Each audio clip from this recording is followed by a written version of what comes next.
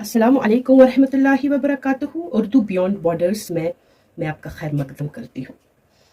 पिछले सबक में हमने एराब के ताल्लुक से पढ़ा था या हरकत के ताल्लुक से पढ़ा था, और हमने बताया था कि एराब के लुग़वी मानी क्या है या उसकी इस्तिलाही मानी क्या है और उसकी कितनी तादाद है उर्दू में। इस ताल्लुक से हमने पढ़ा था कि एराब की लुग़वी मानी है गोड़ा दुड़ानी या तेज़ करने की, जबकि इस्तिलाही मानी में हम इसके मतलब हरकत के लेते हैं या उन निशानियों के लेते हैं जो हर्फ को सही ढंग से अदा करते हैं। इनको हरकत व सकनात भी कहते हैं, जिनमें हरकत के माने चलने और सकनात के माने ठहराव के हैं। तो आज हम इसी सबक को आगे बढ़ाएंगे। हम देखेंगे कि किस तरीके से जब किसी भी हर्फ पर कोई हरकत लगती है तो उसकी आवाज़ में क्या तब्दीली पैदा होती है और क्या हम उसको फिर कहते हैं। जैसे कि मिसाल के तौर पर यहाँ पे मैंने ज़बर की बात की थी। ज़बर के माने ही है ऊपर के या फतह या नस्ब के।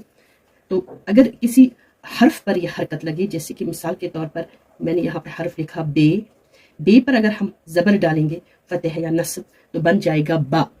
गो जिस हर्फ पर ये हरकत लगे फतह नस्ब या ज़बर की हरकत, उसको हम मफ्तूह कहते हैं।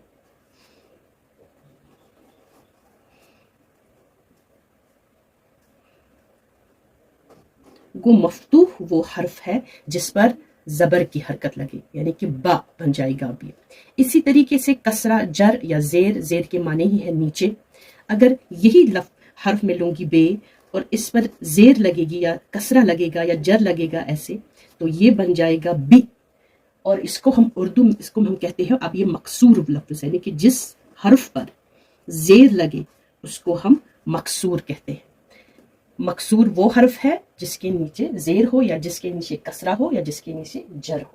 इसी तरीके से पेश, पेश के माने हैं आगे के। मिसाल के तौर पर जब किसी हर्फ पर पेश वाली हरकत लगती है या ज़म्मा या रफ़ा जिसको हम कहते हैं, तो उस वक़्त हमारी जो ज़बान है वो आगे की तरफ आ जाती है। मैं इस तरीके से लिखूंगी, अगर मैं यही बे लिखूंगी और इसके पीछे ऊपर जो है पेश की हरकत डालूंगी तो ये बन जाएगा बु।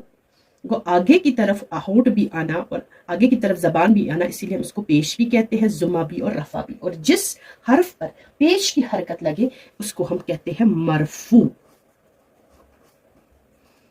मरफू भी कहते हैं और इसको हम मजमूम भी कहते हैं, यानी कि जिस हर्फ पर पेश की हरकत लगे उस हर्फ को हम मरफू कहते हैं या मजमूम कहते हैं।